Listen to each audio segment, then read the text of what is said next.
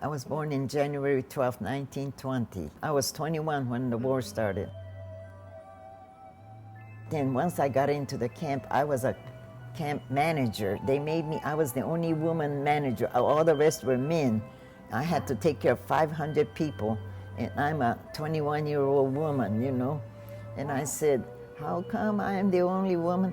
They said, well, you're bilingual, you understand, read, write Japanese. That was the only reason.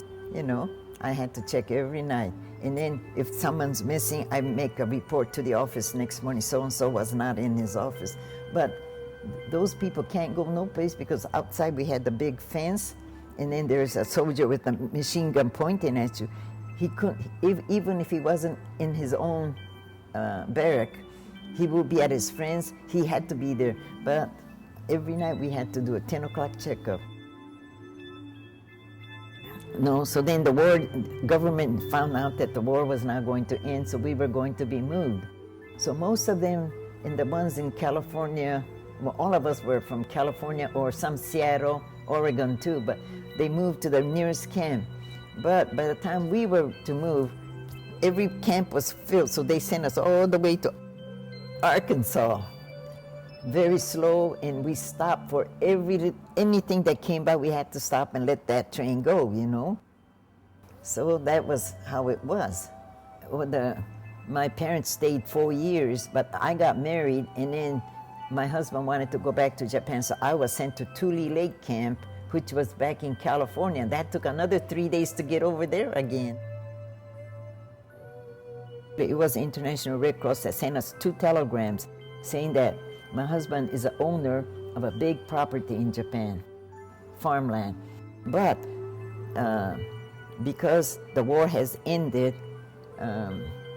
there's no one to operate that thing without the owner. So it's not doing anything. In Japan, it's very poor. They need every place to raise food for the country. But then it's going to waste because the boss isn't there. And then Christmas time, we were in Portland, Oregon, from where we sailed on General Gordon. That was a big army transport boat. And we got on that. There were 10,000 soldiers on that boat and 10,000 us Japanese going back to Japan. And Chicago had prepared, the churches and everybody had prepared to take care of us coming from the camps until they found a place to stay. So we were all going but then the train was slow. You let the other train go by, so it's still a slow train, and it stopped in St. Louis. The Red Cross came and brought hot coffee and donuts for the adults, and then chocolate and donuts for the kids.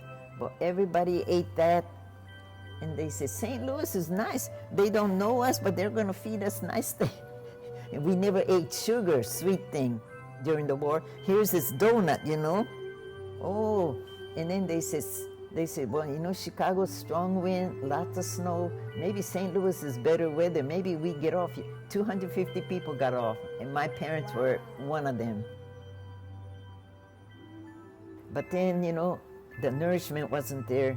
So after about 6 months, I could not walk. The doctor said, you know, Japan right now, we have no medicine of any kind. We can't give you anything.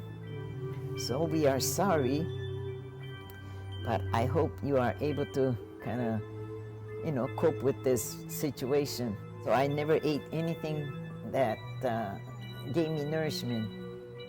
It was rough. St. Louis, I came back from Japan in 1953, and I've been here since then. When I first came here, my mother was very ill. I took care of her for 7 years. And my son was very helpful. He gave I had to go to work, so my son was only 9 years old, and he was going to grade school, but he came home at noon and fed my mother. He warmed up the soup or whatever I had fixed and put in the refrigerator. He fixed, and then after he came home from school, he gave my mother oyatsu, you know, melon or ice cream or whatever he ate, and he always did that for 7 years. He never complained. All my life, even in camp and all, I tried to extend whatever I can do for the others. I always have that feeling in me.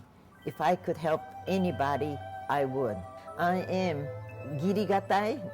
They say girigatai. My mother used to tell me, "Ne-san wa girigatai kara ne." She used to say that. I didn't exactly understand, but girigatai means if someone does me a favor, I always like to return. That's my nature. Patience. You have to have a lot of patience. I have seen if she only had a little more patience, patience, and then where it's not too easy to understand, you have to show them how you would do it. You have to be the sample. You have to set the sample